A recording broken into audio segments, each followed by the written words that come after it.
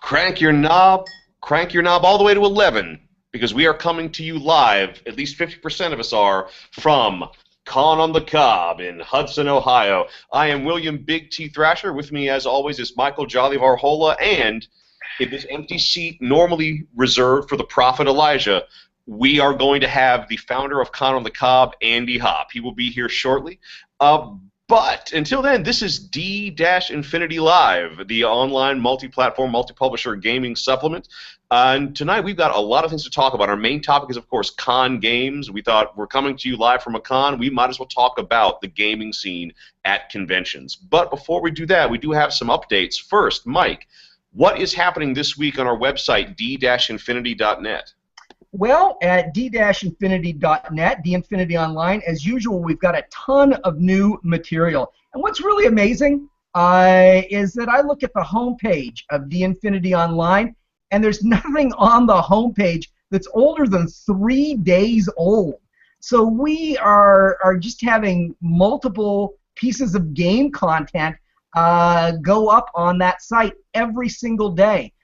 There's a terrific new thematic spell from you, a Pathfinder spell called Skeleton Frolic. That's a lot of fun, and it's very thematic. Based on the cartoon of the same name. And it's very thematic for Halloween and this time of year. Chris Van Deelen has been working away and getting up a ton of bonus material to his issues of Wisdom from the Wastelands, which is Skirmisher Publishing's post-apocalyptic game source material, source book. It's a mini source book, a 5-page source book that comes out every couple weeks. So there's some weapons and some bonus material from him. Clint Staples has continued for 4 weeks in a row now to add a new piece of RuneQuest material, which I'm really excited about because we've always really covered the D&D games really, really well. That's what I developed for D20 3.5. You do a lot of Pathfinder stuff. But now we've got Clint really covering RuneQuest for us, and he's got some great material on spells and sorcery up there. So this is just a real boon to the site. There's a great article by our staff physician, Eric Lee, MD, about disease in role-playing games. People might be familiar with his terrific book, Insults and Injuries, which you and I are working on converting to Pathfinder right now. Indeed, we are. So that is an article worth checking out. That and a bunch else, along with the announcement of a new Skirmisher publication, 100 Oddities for a Creepy Old House, which we came out with on Tuesday, and which I will let you, as the primary author, talk about, Will. Yes, this is actually a very cool product. This is a product, this is a book that was co-written by myself, by our good buddy Clint Staples, and by you, Mike. And it all just started as kind of a wild brainstorming session, but it's an 8-page document that is you get out your D100, it is 100 unique oddities for a creepy old house. And these oddities are everything from unusual objects you might find lying around the house to strange minor supernatural occurrences. So it's all about building atmosphere and building new potential into any kind of haunted or creepy scenario you're doing, whether you're doing a Call of Cthulhu investigation or whether you're exploring an old keep or Castle Ravenloft. It's for any time you're indoors and want some creepy stuff to be discovered or to happen. And I think it bears mentioning, Will, you are self-effacing as always, that at this very moment, 100 Oddities for a Creepy Old House is number 3 on DriveThruRPG.com's hottest small press list. It is one of the, not just one of the top 100 items, it is number 3 on the hottest small press list. It is number 13 on the hottest titles list. Those are both on DriveThruRPG. And then on RPG Now, which is another online retail site, it's number 18 on the hottest titles list and number 17 on the hottest small press list. So we're currently, with that book of yours and Clint's and to some extent mine, though I get the least credit, on 4 top 100 lists. So that is terrific and certainly worth congratulations. Congratulations to you and Clint. I can't even remember what I wrote for the damn thing, to be honest with you. I really honestly deserve the least credit for it. But it's a terrific looking book, and people are responding well to it. So that is great. Well, I will drink to that, and don't worry, this is just crystal clear water. Well, this is a dirty martini, so it is neither crystal clear nor water. Well, I guess I'm not sure which one of us is the winner in this situation, but I feel that I am. yeah, you got the martini. So you always feel like a winner with a martini in your hand. It's true, I do. If we ever come up with a line of martinis, that will be our catchphrase for the line of martinis. You're right. You always feel like a winner with a martini. But speaking of winning, you can't win if you don't play. And this week our topic is playing games and organizing games at conventions, which is something both Mike and myself and Andy have a lot of experience with, especially as Andy, as the founder of Con on the Cob in beautiful Hudson, Ohio.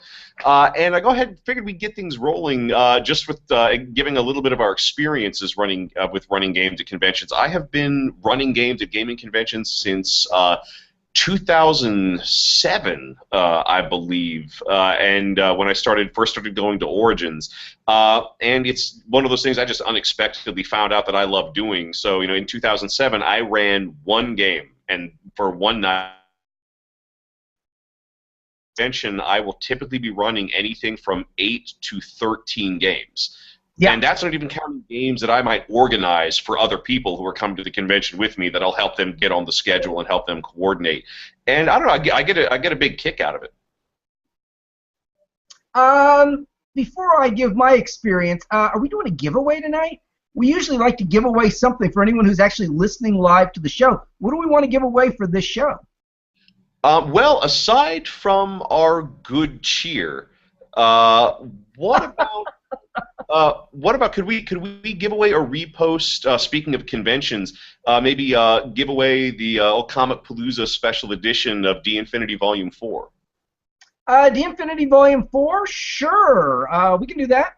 I don't have a link set up for it yet, which is usually the way to go, but we'll just fall back on our own methodology. If anyone messages us at the D Infinity Facebook page during the show, with their email address. They don't even have to have an explanation. Just message us with your email address, and we'll send you a free download of D Infinity Volume number 4.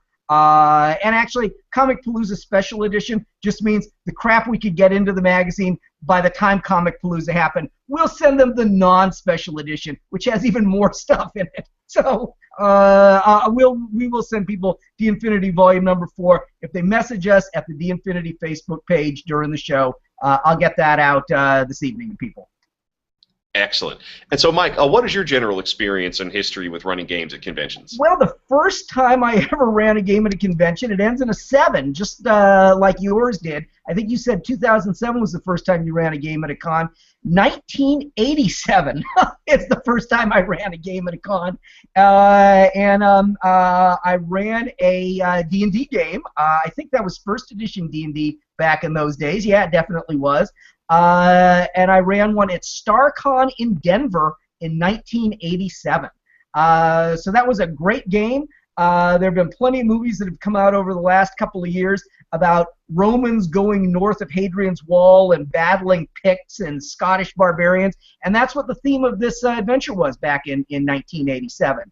So that was the first game I ever ran at a con. Oh, man. Well, hey, Mike, guess who just showed up? It is Andy Hopp, the founder of Hey, oh my gosh, it's Mike. Hey, Andy, how are you doing? Awesome. How you doing? Good. It's good to see you. Thank you. Looking How is your con going? Seeing as we're live from Con on the Cob, how is everything going there? Everything's going great. Do you want to take a seat, dude? For a moment, sure. Catch your breath. Yeah. Hello. Yeah, hello, Andy. We were just getting into the main topic. What is your experience with running games at conventions? I never get a chance to. Now that you run the convention. Yeah. No, actually, I find at conventions that when I run a game, which I do often, I don't like to have to worry about all the rules and stuff. You get bogged down in rolling dice. Even that's a big part of games. I have to burp. Can I burp on your show? This is the kind of show where that's completely appropriate. Okay, here we go. Legendary Andy Hopp burp in stereo. No. This is going to be a lame little, just clearing my lungs burp. I can't even see Andy Hopp. All I can see is sort of a beefy arm. There we go. Hey, Andy. Hello, Mike. All right, so anyway, when I run a game at cons, usually I don't mess around with all the rolling initiative and rolling to hit and stuff. I just like to kind of have people explain what they're doing. And if it entertains everybody and furthers the story along, it usually works. And if it doesn't, then it doesn't. That's just one of the mechanics I like to use. Very cool. Yep. Oh, and Andy, you missed the original intro. Why don't you tell our viewers who you are, and if there's, I know you've got a few big things coming out this week. If you want to, you want to let our viewers know. Thanks. Hi everybody, it's me, Andy. Should I give him like my real title or just is Andy cool? Whatever you think is most appropriate. I am Andrew, son of Marcel, founder of the 12 Cave of Hop. Like that, or? That's a cool intro. Okay, cool. That's me. I run Con on the Cob and other stuff, and we're having a great time, and we wish Mike was here with us. I do too. That's your fanfare. That's my phone. Yeah, so, I don't know. I'm hyper because I just got back from dinner. Hi, everybody. What are we talking about? We are talking about running games at conventions, and if you had any big news for the show. Well, I just released my game Gazoink today. Cool. It's exciting, new card game. Yeah, that's out. What else? New T-shirt came out today. Oh, cool. The Cobb T-shirt. Excellent. You should get one. They are available in the lobby. That's right. Regardless of when or where you're watching this, they're available in the lobby. Right. Just go straight out to the lobby, wherever you are. There'll be one of Andy's Con on the Cob Go to your nearest lobby. For you. Demand that shirt because they owe you that shirt. That's right. Exactly. Say Andy sent you. Yeah. And actually, I got a chance to play an early version of Gazoink with you at Origins this past year, and it's actually pretty cool. You're going into different wastelands, hunting these creatures called Giggities, and trying to get all the cool ones for yourself. That's pretty much the gist of it. And it's loaded with Andy Hopp's gruesome artwork. And Andy, for anyone who doesn't know, is actually an exemplary artist and has a very distinct style, and is the creator of the post-apocalyptic game. I guess that is not a completely accurate description, but the post-apocalyptic game Lowlife. Thank you, Mike. Yeah, it's a terrific game. I like it a lot, and it's Savage World system. Yeah. So, but you just said something interesting, Will, when you alluded to playing Andy's game at, would you say, Origins? Yes, at the Origins Game Fair. That is one nice aspect. That is an aspect of con games that bears mentioning, that sometimes you get a sneak preview of games that haven't been released to the public yet. You get first look at them. Sometimes you can only look at them. But sometimes you get to be part of a beta test or see something that hasn't come out yet. So that's kind of neat, and that is something that is unique and a unique aspect of con games, I think. That is true. Yeah, it is cool to play something, then 1 or 2 years down the line, to then see other people playing it, buying it, trading it, what have you. And actually, Andy, speaking of which, Andy, do you want to tease any future releases? Well, the new Lowlife book is going to come out soon. Ah, yes. Lowlife Redredged, featuring Playing Dirty, the Lowlife LARP by, what's that guy's name? By Thrillium Lasher? No, that's not it. It's Gilliam Slasher. Something like Terry Gilliam. No, it's not Terry Gilliam. It's this guy. That will include an official Lowlife LARP conversion written by myself. Yep. Awesome. That's pretty cool. And it even says so in the book. It's like by Will Thrasher. It is nice to have credit where credit is due. Yep. Pretty cool. So, I can't stick around too long. Oh, no? I got other responsibilities. Stick around for a few more minutes, though. Oh, so will you be able to take a question from our viewers? Absolutely. Excellent. Well, then we'll go ahead and go straight to questions from our viewers. Okay. And our first question comes from Derek R. Watts, who wants to know, what gaming worlds and systems brought you into gaming, and what games do you enjoy playing the most? Is that a question for me? That's just a question. For everybody. Okay. Well, I could answer that question. Absolutely. First of all, let me say, Derek, that's a fantastic question. I remember playing a lot of RPGA back in the day. Like, I think my first major con was Gen Con of '92. I was big into RPGA. playing Living City and that kind of stuff. That was super fun. I loved those living campaigns. And then I played a lot of like Call of Cthulhu and stuff. But for the most part, it was those living campaigns. They really brought you in because you had a character that you could continue throughout multiple adventures and such, and that appealed to me. So that's my story.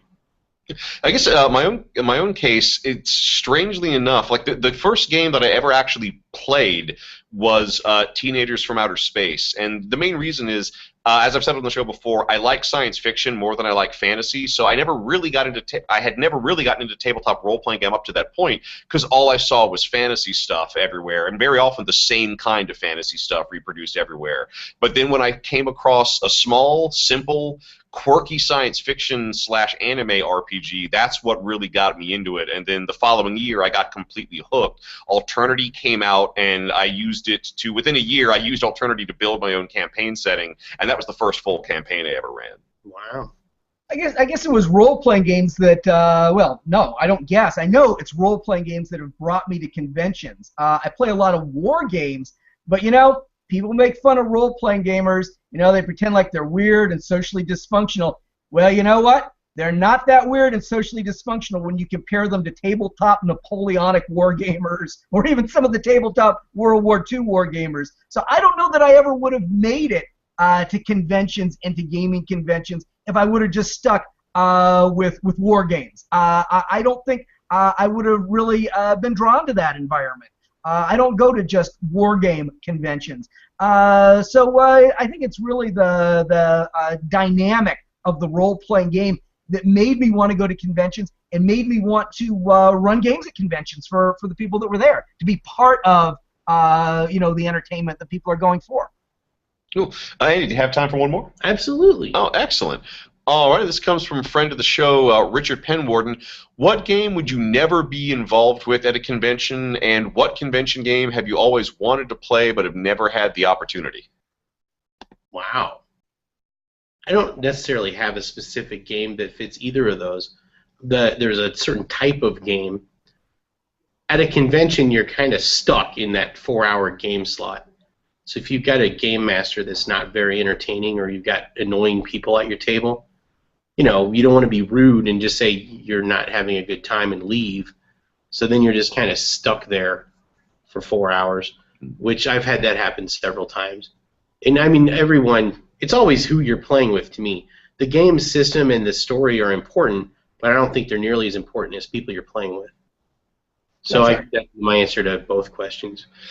I guess my own stance, the one that I would, the two I would never want to be involved with at a convention, simply because I would only ever play these games if I 100% knew who I was playing with, for a number of reasons. I just don't want to risk playing it with strangers. One would be the game that shall not be named. And those of you who know what this game is, you know exactly what I'm talking about. If Sean Patrick Fannin was here this year, he would know what I was talking about. So just the right people will know what I mean. And then the second, this is, and I'm sure people have homebrewed this before, but this is coming out next year, would be the Worlds of Gore, a role-playing game. Gore is simply not a sword and sandal setting that I would want to play with strangers. There'd just be too much potential for running headfirst into the biggest creep in the world. You know, I'll give a twist on the answer. A type of game that I swore I never wanted to play, that I just wasn't interested in, was really LARPs, live-action role-playing games. I just had no interest in them whatsoever. It just did not look something that looked like a good time to me. But over the last several years, I have gotten dragged to any number of LARPs, and the dragging forces include you, Will, and our friend John Richmond. He is a big fan of yours and a friend of ours, and he's brought me to a number of LARPs. And that is one thing where I was really, really wrong about. Where I thought, oh, this isn't something for me. This isn't something where I would have a lot of fun. I don't know that I'd have fun in every LARP, but I know I've played in your LARPs and I've had a lot of fun with them. And gotten to the point where I'm actually helping organize a big LARP for Comic Palooza this coming year. In May, we're going to be running a midnight LARP a couple of nights. and I'm involved in that. So that was something I thought that I never would have been involved with, and never would have liked, but really I got brought around to it. So that would be my answer. The thing that I have always wanted to play but never played at a con, I'm not sure. There are so many things. I don't play games at cons anymore. It's going back to bouncing off something that Andy had said. Mostly I'm running things at conventions now, so I don't have time. What game would I like to play at a con? Any damn game. I'd like to play any game at a con, as opposed to running around putting out fires the whole time. That's what I'd like to do at a con. I'd like to play some of my games that I've designed that other people are running. I'd actually like to play them at cons. I second that. Both of those, actually, because I was kind of really skeptical about LARPs for a while, too. So my first introduction to LARPs was back with Vampire, and I never actually played. I just knew that the creepy guy with his arms crossed in the corner was, the guy that the D&D players made fun of. So, that to me was kind of strange, and I was always hesitant to try it. But then when I did try it, it was actually Will, and it was a lot of fun. It was super fun. And I second what you said before about actually just getting to play anything at a con anymore. I'm too busy either running the con itself or being in the art show at a con or something like that I hardly ever get to actually play in a game. So I'm with you. I'd love to play in a low-life game that somebody else is running. Right. I've done it occasionally, but very rarely. So that's my dream. That's my make-a-wish wish. Yeah, and actually, I believe I'm running another session of the Low Life Pathfinder. If you want to jump in on that, I'll see if I can. If you can, yeah, awesome. But I kind of have to take off, guys. Good seeing you, Andy. Thanks for being here with us. Sure. Good luck with Con on the Cob this year. I hope I can make it out again before. I wish you could, man. That would be awesome. I wish I could make it out to Comic Palooza again sometime. Well, I put your name out to the game staff as a potential guest. I mean, I've done that. We had you out as our guest, as a guest skirmisher, and I've been pushing to have you brought out as an official guest of the con. As it transitions more toward a gaming con, that'll be easier. You're an artist too, so there's another hook. But if you ever want to be there, you can come and be part of our crew again, like you were, year before last. So you are always welcome. Cool. All right. Thank you. So goodbye, everybody. Bye, Andy. Good having you. Please show your face before you go. Okay, good. Oh, what were you saying? We didn't see enough of your beautiful face during. There we go. That's classic. I will sick my monkey on you. Okay. All right. See you later, guys. Love you. Bye, man. Andy. Oh, and ladies and gentlemen, that was artist and impresario and founder of Con on the Cob, Andy Hopp. Still is. Always is. Now until the end of time. All right. So our next question comes from Robert Aducci, who wants to know, how do you decide how much space / how many slots to have for each game system? Well, speaking to somebody who organizes a LARP, there's two main things I'm thinking of as far as figuring that out for myself. And that's, where's the sweet spot between the things I really, really want to run and the things I know people really, really want to play, because it's always kind of a compromise between those two forces.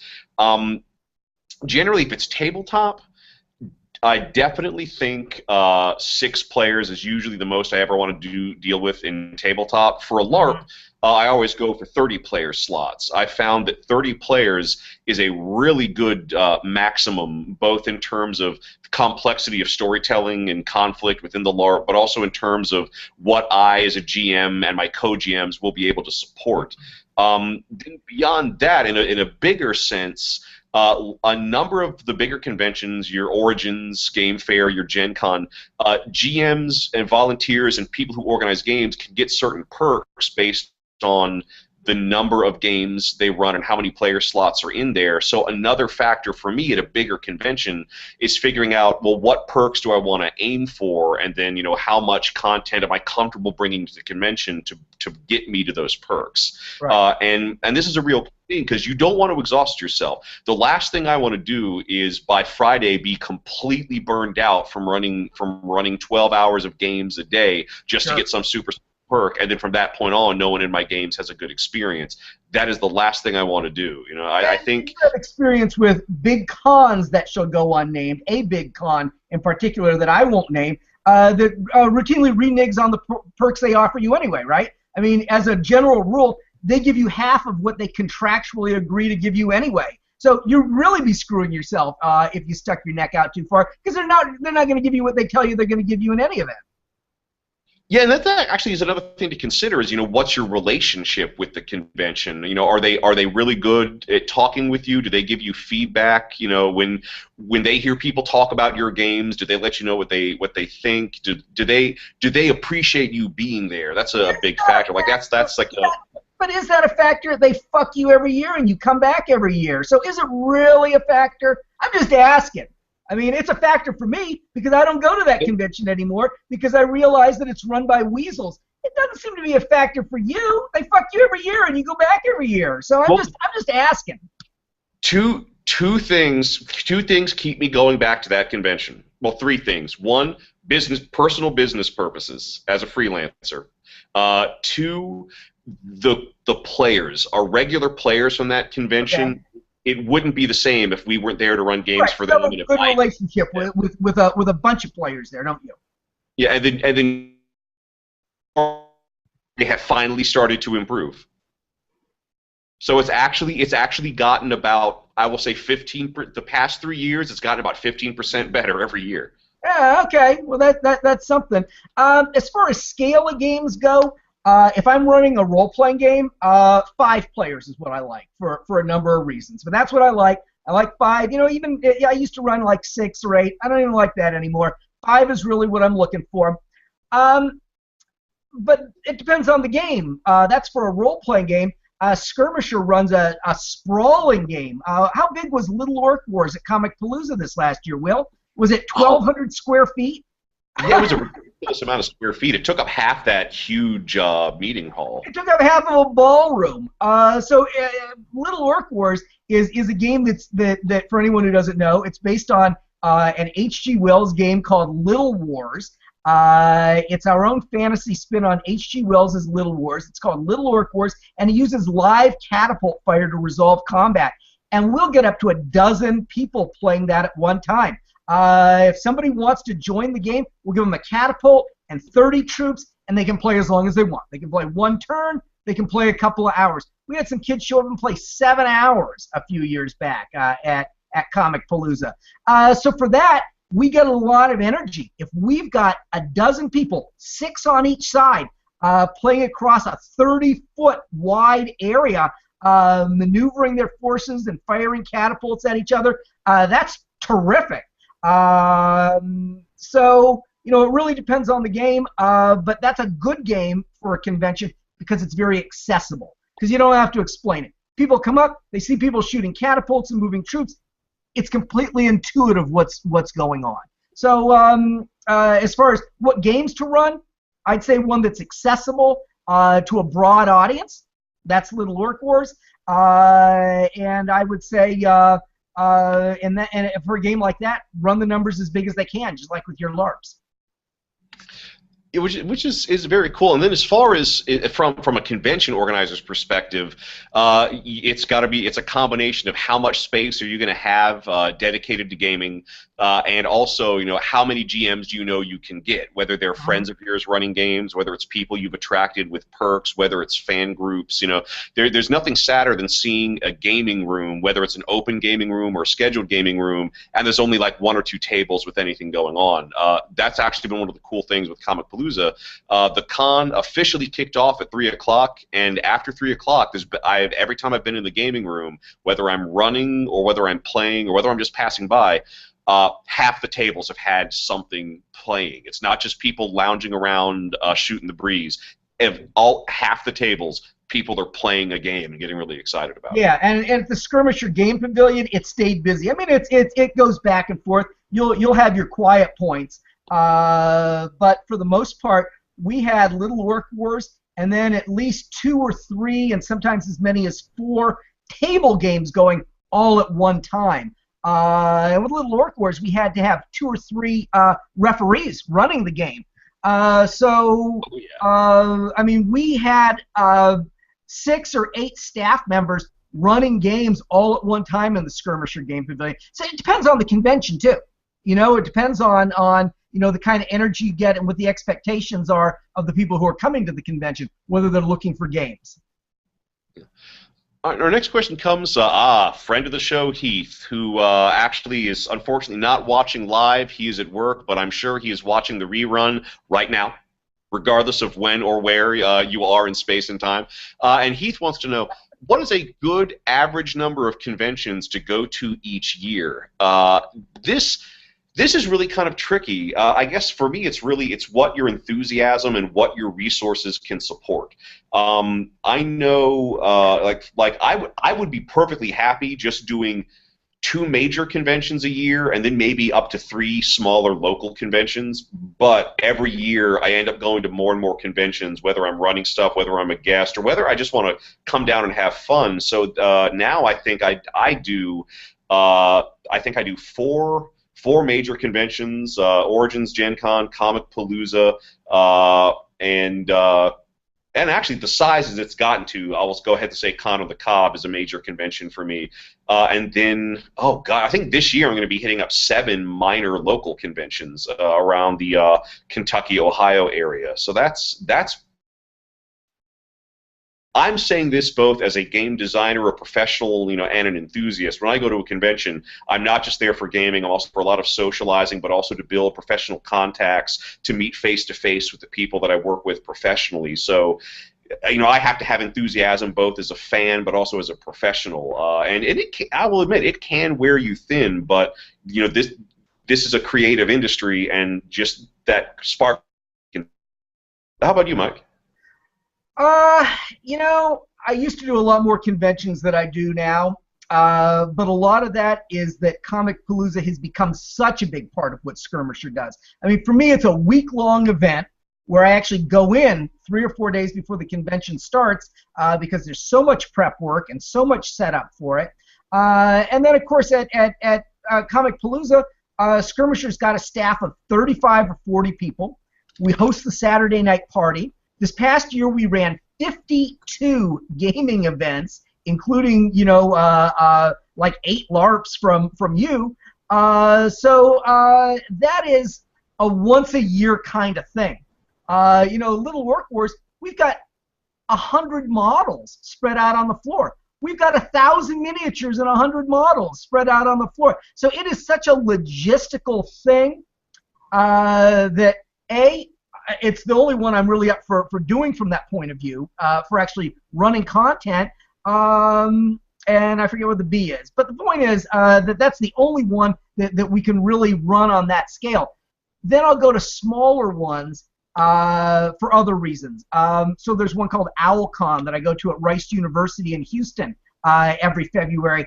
And we'll run a table there, and we'll sell things there, and we'll recruit people as staff to help us run Comic Palooza in Houston, which will be coming up 4 months after that. So all the other conventions I go to are really just for scouting or supporting the things that I'm doing. Comic Palooza is the big one for us anymore, and that's why I don't really go to Gen Con anymore. I go every other year now, and really, when I go, I'm running ghost hunting and paranormal events now. And I'm doing it for your company, for Kettle of Fish. Productions. Yeah, so one convention where we're running content on a major scale is the most we can afford in terms of time, money, and other resources. And then everything else is just a very minor presence, scouting, outreach, whatever. We're a little company, so that's the most we can reasonably do if we actually want to produce any products in between. Yeah, and that's just as a side note, just fandom has gotten so broad. Even at a gaming convention, there's plenty of non-gaming related stuff to do, whether it's stuff that you're into, or maybe you have a significant other who's not that big on the gaming. I know, speaking for Con of the Cobb, There are craft demonstrations. There are panels about film, television, books, fiction, crafting. There's entertainment. There's actually entertainment for the kids. Santa Claus is actually here this weekend, and I believe they're going to do a kids costume parade / trick or treat where they'll have kids actually going through key areas of the Clarion in here and actually doing an actual pre-Halloween trick or treat. All right, next question comes from Adam Schmidt, who wants to know, have you ever run into a problem gamer who seemed to try to disrupt a demo for everyone else? I have had this happen. Actually, not an hour ago, before the pre-show prep, I actually encountered this at a demo here. It was, interestingly enough, it was the guy running the demo seemed to be trying to disrupt the demo. I see this all the time. I usually handle it. Take about an hour. I'm sorry, Will, did I cut you off? I think you locked up. Sorry. You still there, Will? Who's locked up, me or you? Oh, just that.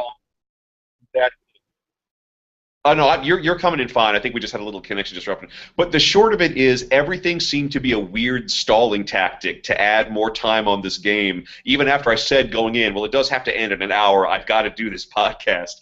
And then just there was a sort of weird kind of smugness, and no player at the game could seem to do anything without him interrupting their term to explain some other facet of the game or to explain what he would have done. So that was a weird kind of a player being disruptive to their own demo. About 3 months ago, I ran into what was probably the most disruptive player I have ever had at my table. In all my years of tabletop gaming, this is the one person that I would ever say you are not welcome at another one of my games, because every single thing he did seemed like he was trying to tick off or alienate, offend, or completely disturb the person at the table. And it was just it took a Herculean effort for it not to be a complete disaster for everyone involved. Thankfully, everyone else had a great time. The people, when I'm running a game, I can really manage bad players, disruptive players. When I'm a player and really don't have any authority over the game, then it's when it becomes difficult for me to cope with it. And the worst players I've seen at the big cons, and they're guys who would be considered douchebags in day-to-day life. They're douchebags. Just in general, they're douchebags. So they bring their douchebaggery to the game, and they're usually of a couple of different ilks. One, they are at the convention for some reason that has nothing to do with gaming, and they've decided to try out this stupid gaming thing just to see what it's all about. So they go in with this sense of superiority. So a couple years back at Gen Con, we had some complete dick hanging out with our crew who was a friend of someone, and he was a photographer. Do you remember this guy? He was a photographer, and he had the demeanor of like a war correspondent. He was there to cover Gen Con like he was a war correspondent, and he just looked down on the whole thing, and it was the stupidest thing in the world, but he was going to try it all just because he was going to do every stupid thing that people were doing at the convention. So he was horrible. And then there will be like some chick who seems otherwise nice, and I remember this happened when I played in the D&D 5th edition preview at Gen Con the year before this past one. And she had her boyfriend with her. And I'm sure they're broken up by now, or they're married and he's routinely beating her. And he was just a scumbag.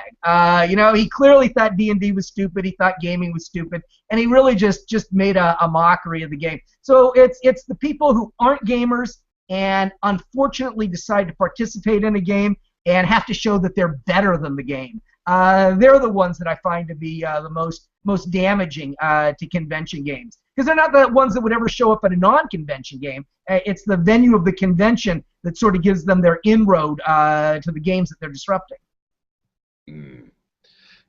Yeah, and next question comes again from Richard Penward and wants to know what game should be run at a convention and it's cool if it isn't there. And would you be? And no one is brave enough to step forward to run it. I gotta say, there's two big signifiers that make something an official convention for me. One is a guy with a beard dressed as Sailor Moon, and the other is a game of paranoia. There has to be a huge, very visible game of paranoia, whether it's paranoia as a LARP or whether it's a crazy tabletop paranoia game. It's just not an official convention unless there's a great big paranoia game going on. That's something I always look for, even if I don't get a chance to play. It does my heart good when it's there, and I would step forward and run it. And actually, I'm not sure if we have it on the schedule at Con on the Cob. I'll have to double check. If it's not, then I will absolutely run Paranoia for people at Con on the Cob. So if anyone at Con on the Cob is watching this right now, if you spot...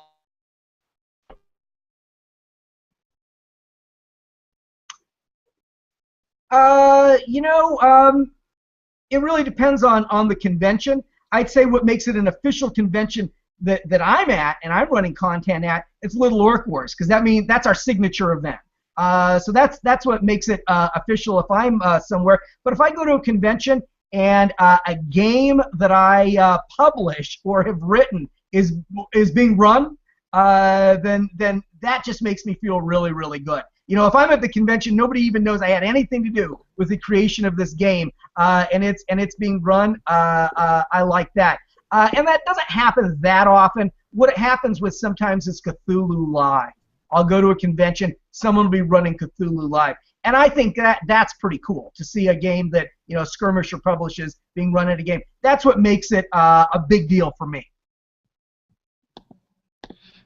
Oh, now we have a very interesting question from Derek R. Watts, and I'm sure you and I both could really unload on this question, so I'll try to keep it brief. But Derek R. Watts wants to know, do you have a worst con story ever experience that you could share with us? And yes, I do. Yeah.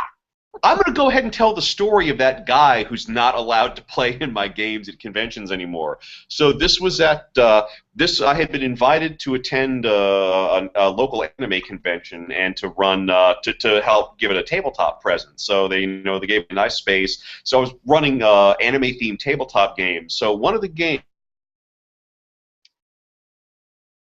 at two other games he'd been at this convention. So I decided to bring out this game right here, which I always have to be at a convention, Made, which is a actual role-playing game from Japan that has thankfully been translated into English. Two things to keep in mind. You can only play maids. You only play female domestic servants unless you get one special trait that makes your character a cross-dresser. And no one can die. In the game, you can never be permanently injured and you can never die. All that can happen to your character is you can accumulate stress, and if you max out your stress threshold, something bad happens to you, but the bad thing is never lethal. It's always something kind of silly. It's a weird forced behavior. So keep this in mind. So everybody, character creation takes 5 minutes. Everybody's randomly generated their maid, and the disruptive player, his maid's special trait was psychic. His psychic power was a psychic attack, and the player is free to come up with the details of the psychic attack. So he defined his psychic attack as he could project suicidal thoughts and impulses into people's heads. So right off the bat, completely counter to this being a lighthearted game. So the game is non-stop crazy zaniness with they're all maids to like a Texas billionaire. It's hilarious, except for all the horrible things he's doing. So finally, at the end of the game, because of what happened, one of the characters had actually gotten pregnant with their master's baby. And they were, at that point in the game, were actually, thinking, should we tell the master? Would the master marry me? We know the master's looking for a bride. And it was like turning into this weird, giddy, do we get to plan a wedding in this silly game? And at that point, our time slot had ended, so I was about to make a game-ending event happen. And then this player made that game-ending event happen. He said, "GM, I project suicidal impulses into the brain of the developing fetus to get it to strangle itself with its own umbilical cord." And I said, "No, you don't. The game is over." Right. That just killed my joy. Completely left me cranked.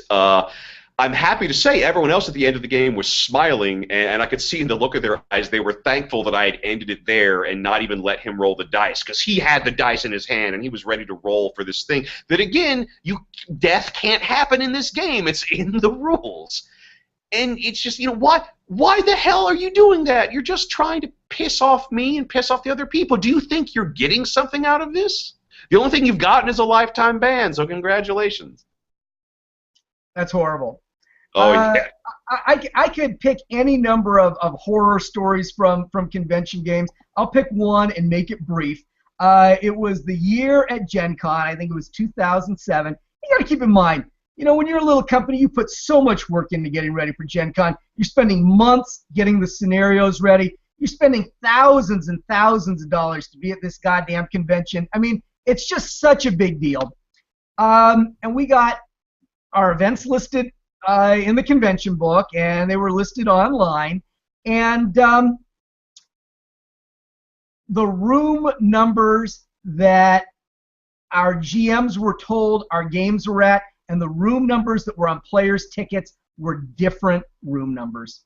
So our GMs were going to one room, and by the time they figured out where their room for their event really was, the players had already left, because it would have been, 6 blocks away, and, they would have waited 30 or 40 minutes. So our games were just falling apart left and right, because Gen Con was telling people to go to one room and telling our GMs to go to another room.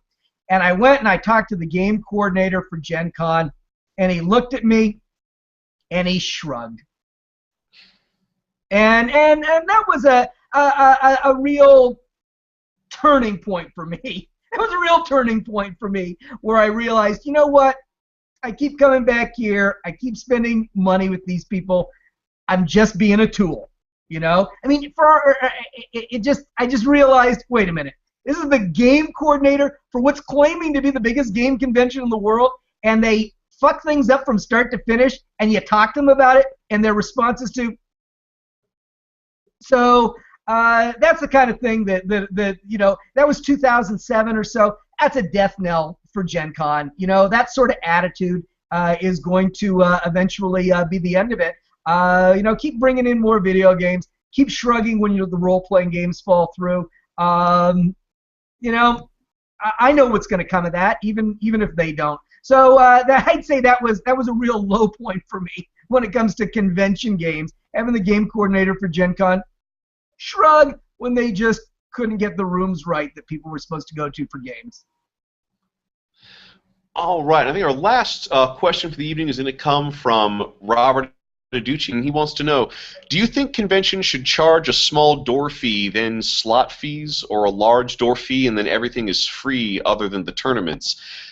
This is actually a really good question.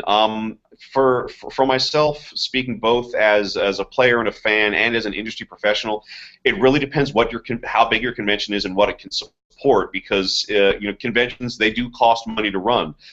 You will be renting a space. You may very well be trying to pay to get paying travel expenses for VIPs. You may be having to get hotel space for yourself and other volunteers. Even if you don't see it, even the smallest, most basic convention, money has been spent to make that convention happen. So it really depends on what your flow of resources are, because money can be brought in to cover costs through sponsorships and through in some cases grants and even donations, but it really depends. I mean, Personally, I don't mind at a smaller convention. I think having just a flat fee and then everything is free is probably the way to go. Just because I think you should only be paying an event fee if the event coordinators, the people running the events, have their own expenses they need to cover. Like myself, if I go to Gen Con, I got to worry about a hotel. I've got to worry about eating while I'm there. I've got to worry about paying for gas or however I'm going to travel up there. So I need to cover that expense. So I will, on my events, I probably will put some sort of upcharge that I'll collect to take care of those expenses. But convention like Con on the Cobb, it's a smaller convention. It's a lot easier for me to get to. And, I know Andy. Andy is my friend. Andy is also a business partner. But I still like this convention. I still support it. So even that, I still paid for my badge to get in because I want to support this convention. I know he's got expenses, and I want to see it succeed. But that being said, Con on the Cobb, you just pay for your badge, and then all the events are free, which is really cool. Even at the convention, it's big enough that it probably could support charging for events, but they don't, which is cool for the fans. Yeah, I think there's sort of a balance there. I think at like a convention like Comic Palooza, and I think you'll see this like at Origins and Gen Con, for the most part, you pay for a ticket to get in, and then most stuff is free, table games, that sort of thing. But then there will sometimes be premium events where there is additional expense. So, for example, a company that you and I are familiar with, Will, called Mind Game Productions, is looking at coming in from Orlando, Florida, and running a huge live-action event at Comic Palooza this May. But they're going to be bringing in fully automatic airsoft weapons. They've got to bring in panel vans full of wall systems. So they're not like a group that's coming in and running a D&D game at a table. They are incurring thousands and thousands of dollars worth of expenses to be at a convention. So they are charging something modest, like $20 a head, for people to run through the conventions and through their event, which is basically a Space Marine event where people get a fully automatic airsoft MP5 and Marine gear and get to go through like a space station or a spaceship or a maze battling aliens and zombies or Chinese astronauts or whatever. So they've got a huge logistical tail. They got to be charging a little something to cover that. So that's where I'd say that dividing line is. If there's an actual cost that needs to be defrayed, then I think it's okay within the con for an organization to be charging some kind of surcharge for their particular event. And of course, that's going to be signed off on by the con. People can't just do that freelance. So I think it's acceptable for a premium event in a big con to do that. All right, well, ladies and gentlemen, this has been our discussion of gaming at conventions. I think we've had a pretty good one. I'm glad that Andy could be here. I do want to thank him, and I'm sure wherever he is, he's watching us right now, and he knows that we thank him. But I guess we'll go ahead and do our final thoughts, and my own final thoughts. Definitely check out gaming at the convention scene, whether it's the national convention scene, whether it's the international convention scene. I would love to get to Essen. If anyone can help me get to Essen, please talk to me. Or just a local convention. I think there's a real value to gaming with people you've never gamed before, and also gaming with people that you only get to game with once or twice a year. There's a real kind of special weight that brings to the actual gaming you do. It just makes it a little bit more refined, a little bit more rare, and that's when it comes down to it. That is why I come to a convention with gaming. That's what I really want to experience. I'd say that Mike, your final. If you can make it to Comic Palooza this year, it's going to be the last weekend of May, Memorial Day weekend. Come to Comic Palooza because we're going to be running some great events. Like I mentioned, MGP will be there running its Space Marine event. I'm involved with a LARP that's actually going to take up about a third of the convention center, and it's a midnight LARP where we're really going to be simulating a giant labyrinth. I don't know what the hell we're calling it yet.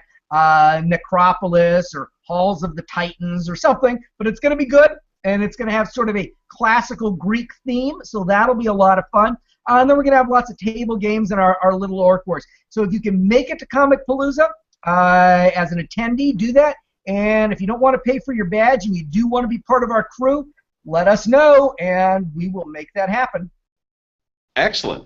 So for myself, William Big T. Oh, and also, be sure to check out 100 Oddities for a Creepy Old House. I'm proud to bring it to you. I'm proud to have had a hand in it. But for myself, William Big T Thrasher, for Michael Jolly Varhola, for Andy Hopp, and for Euripides the Monkey. This has been D Infinity Live, coming to you live from Con on the Cobb in Hudson, Ohio, and we will see you all next week.